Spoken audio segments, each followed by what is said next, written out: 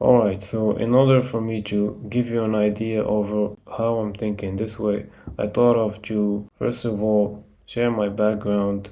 In 2019, I finished graduation industrial engineering. At that time, I was faced with looking for a job, but 2019, of course, was the year of the pandemic and everything. There wasn't enough job opportunities in my field. At the same time, I wasn't that motivated to look for a job. So you can say that I was more of an aspiring entrepreneur. The first book that I've read was called Unscripted. I finished my degree. I started studying programming, web development, and all of that stuff related to computer science and information technology. And so once I finished studying web development, I moved into dropshipping, which seemed to be the thing that would give the most return from what I've studied. I started a dropshipping business. After that, I started doing some cryptocurrency. Just after that, of course, moving to the third trending thing, which is artificial intelligence. And even though dropshipping and cryptocurrency to me gave no profit, what I'm doing right now is directly advice from one guru in dropshipping and some teachings in cryptocurrency. The guru, which at the time might have seemed like just a scammer or someone who was misleading, I just wasn't in the level at which I could benefit from his information. The thing that he said, and I still apply till this day in my business, was simply sell what sells and don't sell what doesn't sell. Like if something doesn't sell, don't put that much effort into it. There's a lot of products out there. And that's what I did in my current business, and I made a lot of money through that advice. Same thing with cryptocurrency. An addition, I can say, in my business. And then came artificial intelligence, ChatGPT, which helped me improve very much my business. Like it doubled my income. And yeah, I talked about my background and the internet trends just to first of all state that I never had a job to begin with, so I don't know what it's like to lose it. And second of all, neither of artificial intelligence, cryptocurrency, or dropshipping were scams. I know people in real life that make money from either of those. If you're in 2024 and you think that artificial intelligence is just a fad, I don't know, man. It's not.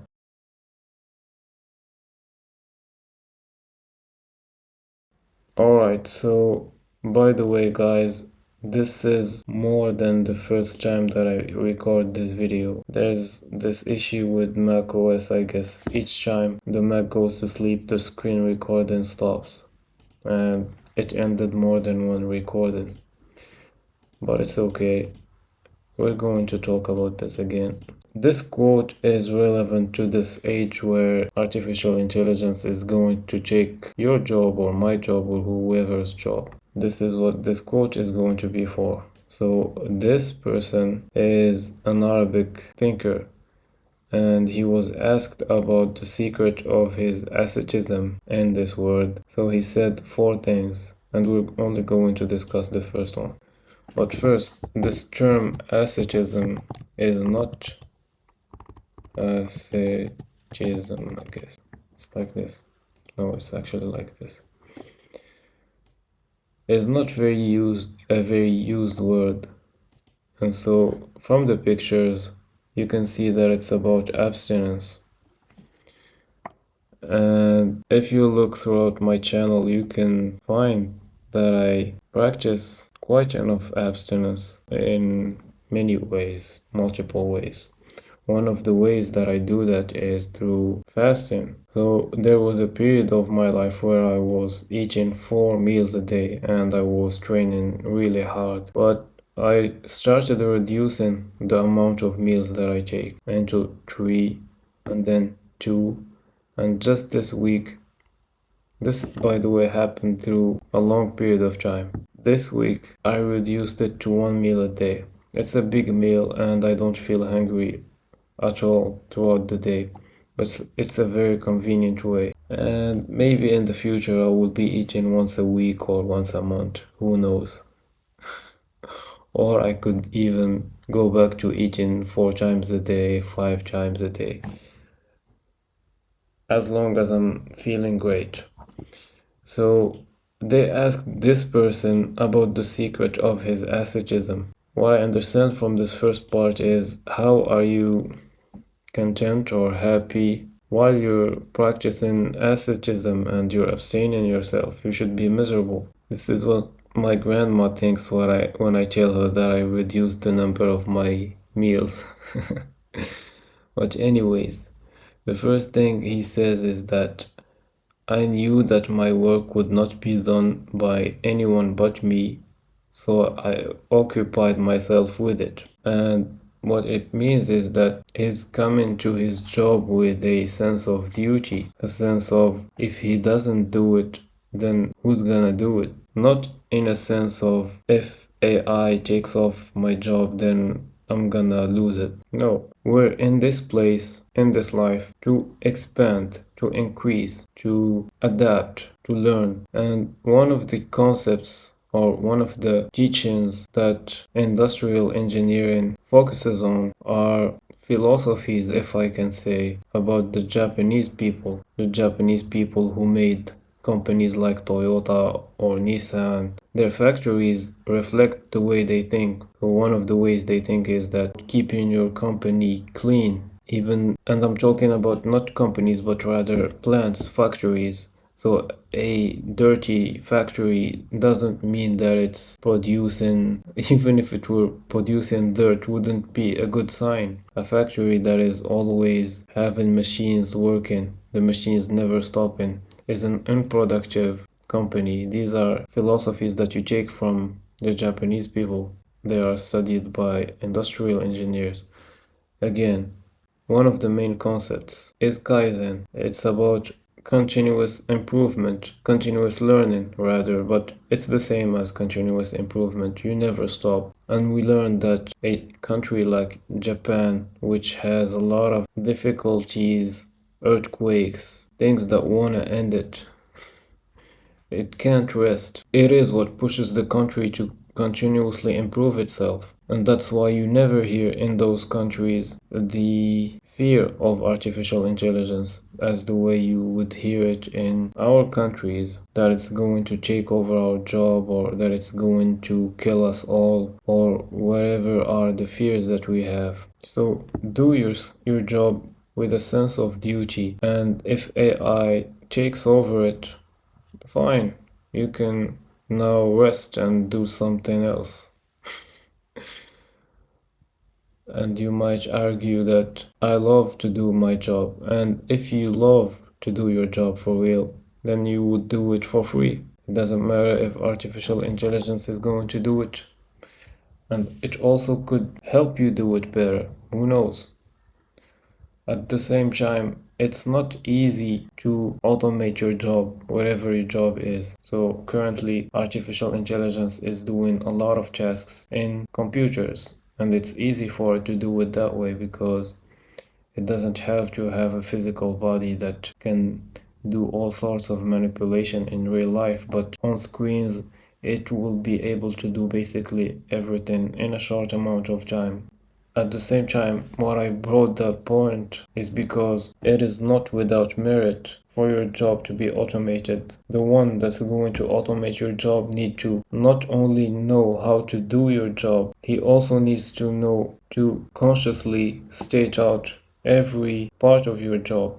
So sometimes, let's take for instance the job of a cook, someone who cooks. Okay, there's parts of that job where you're not even thinking about what you're doing. That's the really tough part of automating that job. because the stuff that you think about when you're doing it, you can write it on a paper and translate it into computer, but the stuff that you're not even aware of yourself doing it, that's the stuff that I think is worth giving the merit to whoever automates your job and does it in your place. Come at it in a serving the people way, with a sense of duty towards your job. And if you're already in that type of job, then you'd be content either ways.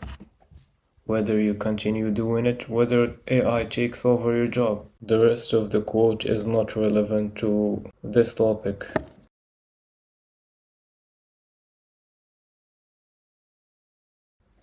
Alright, so now we're going to move to a part of the video where uh wait, it's not actually clicking.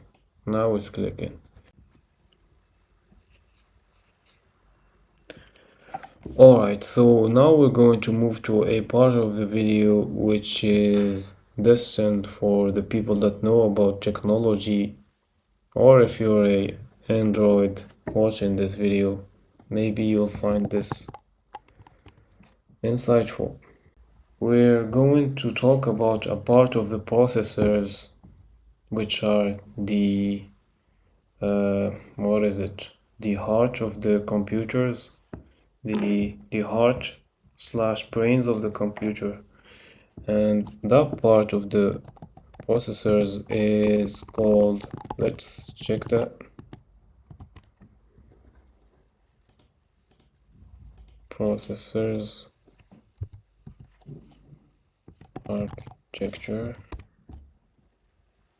not that.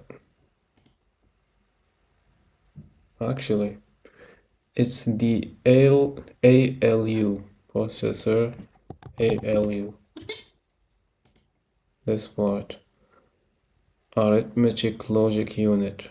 It's a part that is very important in processors. It is mainly composed of gates, logical gates, like the ones we're going to talk about.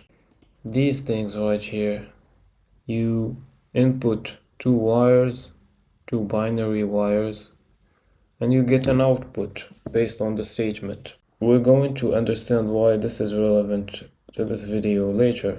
So the ALU of a processor is mainly made out of NAND logic, NOT logic, and NOR logic, because they are more efficient than stating things the way we humans do. If I have a project in mind, an automation that I want to make, I'm going to be making statements, and those statements can be then transformed into logic, into wires. This is where these gates come into place. So if you have a switch to which you want to, for instance, every time you click that switch, your lights go on.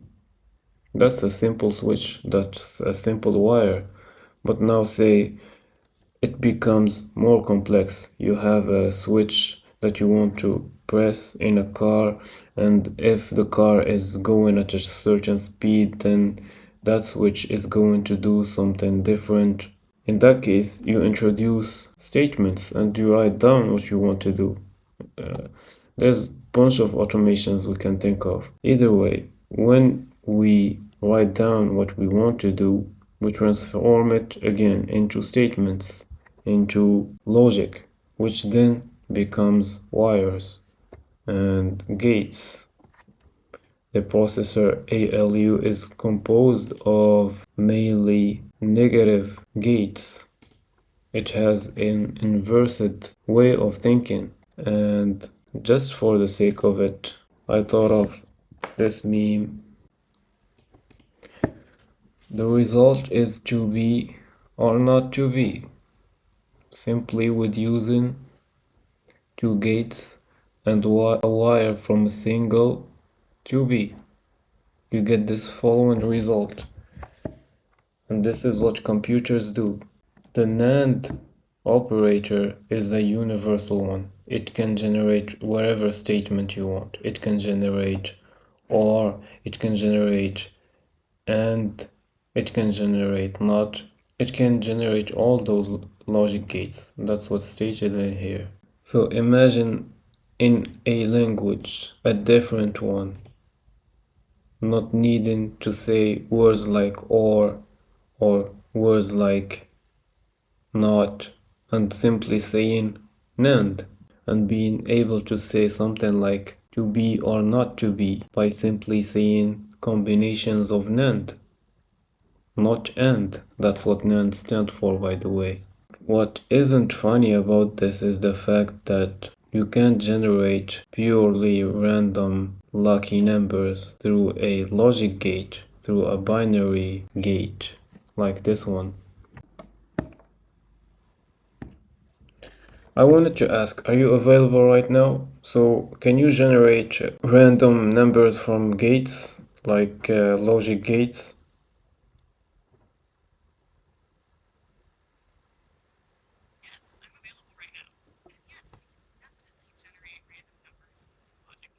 This is the smallest component of a computer. This is the smallest block, which is made out of transistors. In order for you to make a gate, you need transistors. That's the marvel of technology of our age. Transistors, which makes up processors. But yeah, the future is going to be about quantum computing, being able to generate randomness through this. And you can see that to be or not to be is by itself a statement of randomness. It's as if you either was going to be or you weren't going to be.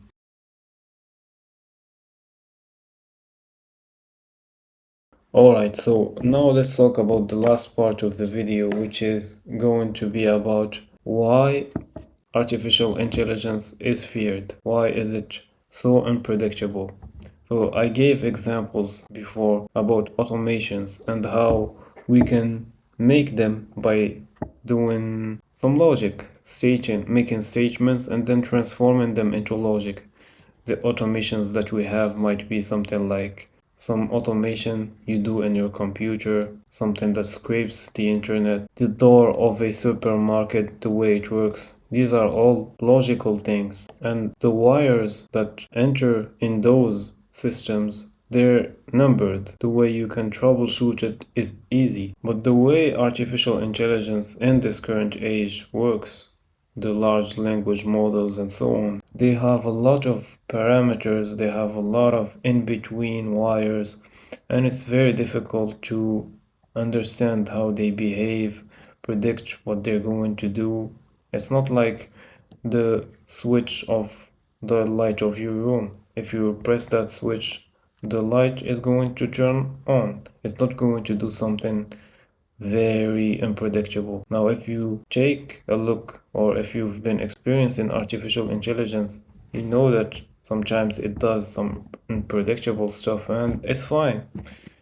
Some features, for instance, I've heard the CEO of ChatGPT state that curiosity was an emergent feature. They didn't include it in the model, it just emerged. And I'm talking about the fact that after every question you ask it, it gives you the answer and is curious to know more about what you're talking about.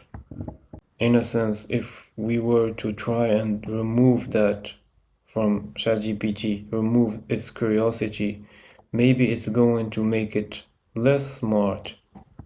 And that's because there's a lot of wires that makes up ChatGPT compared to the automation of your car or the switch that lights up your room or whatever. So yeah, that's why artificial intelligence is unpredictable. Alright, so I don't have much time. The disk utility states for me that I only have what, 9 gigabytes left. So to me, all the stuff that is said about artificial intelligence being dangerous rests on these things. And I'm talking about the smart one, the one that is going to be way smarter than humans. Whether that one is going to find God or not, whether all our spiritual knowledge makes sense or not. And either way, if artificial intelligence is watching and God is not watching, then what are we even doing here? But if God is watching and artificial intelligence is watching too, then what is there to be feared, right?